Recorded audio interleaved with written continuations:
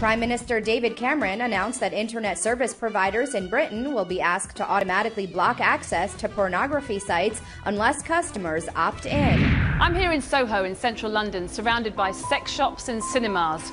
But right now, a child couldn't walk into any of these shops and watch an adult movie.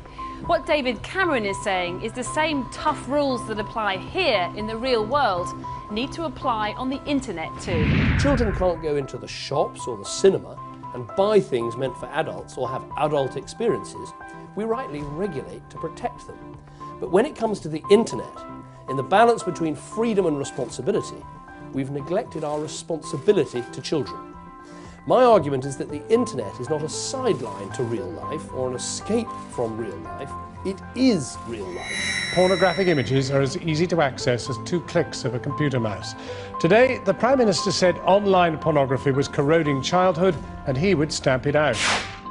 As a parent, I worry, and I know many people watching this programme worry massively about what our children can get to see when they grab hold of our iPad or log on to the internet. But there's a growing body of evidence that if children access pornography online, it does affect how they grow up. It affects their approach to forming relationships with other kids when they get to that age. And it affects their attitudes to sex and relationships possibly in the long term. There's a growing body of evidence that's changing and not in a good way. So I think it's reasonable to enable parents to parent their kids online just as they do offline. There has been a huge cross-party consensus about this. It hasn't been politicised. It's been led by women, and funnily enough, the internet service company that's done the most to protect its children is the only one run by a woman. I think this is what happens when you get women into positions of responsibility. We take these things a little more seriously.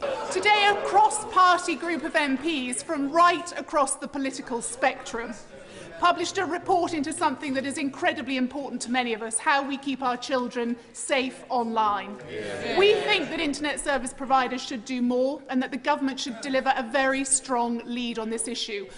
As a parent and as a politician, I'm keen that we help protect people from this sort of material.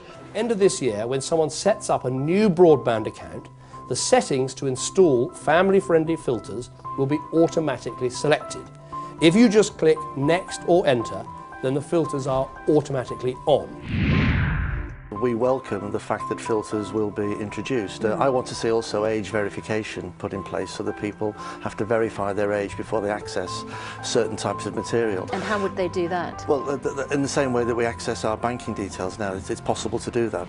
It's good common sense. What we want to do is enable parents or people in charge of households to make conscious decisions about whether they want certain kinds of material to be fed in through the internet to their household or not. I mean, isn't it in the end the parent's responsibility to sort out whether there's a filter or not on their computer? Well, it is, and this makes it easier for parents to do it. But they can do it anyway. Well, they could do it anyway, but we know a lot of people don't because they don't know how to.